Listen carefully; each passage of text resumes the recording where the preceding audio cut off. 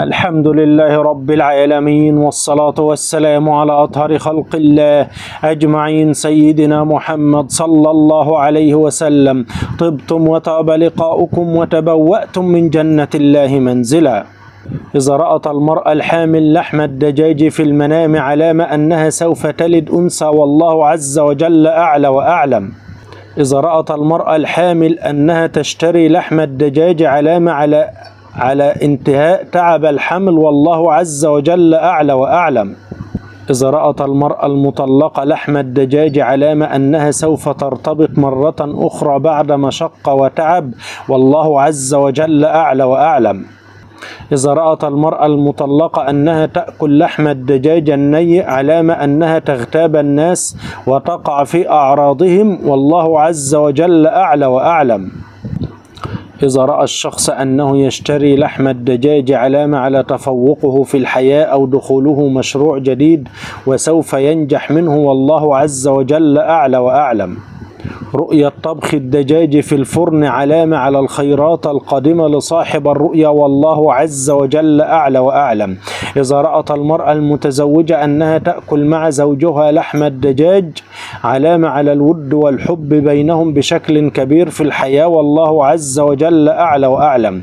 أما إذا رأى الشخص كتاكيت صغيرة داخل بيته علامة على مشروع، سيعمل مشروع جديد وسوف ينجح، ولكن هيحتاج إلى صبر في بدايته، والله عز وجل أعلى وأعلم.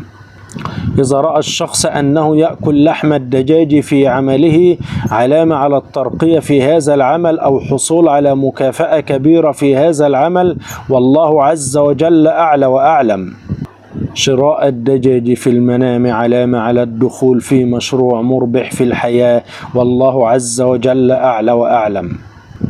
أما إذا رأى الشخص أنه يقطع لحم الدجاج ويوزعه علامة أنه سيأخذ ميراث امرأة متوفية في الواقع ويوزعه على الورثة الشرعيين، والله عز وجل أعلى وأعلم.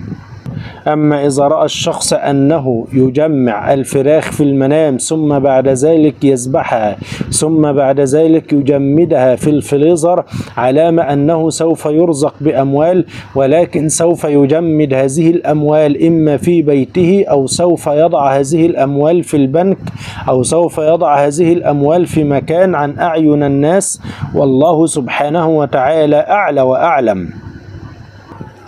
قال النبي صلى الله عليه وسلم: من الصلاة صلاة من فاتته فكأنما وطر أهله وماله، صحيح الإمام البخاري.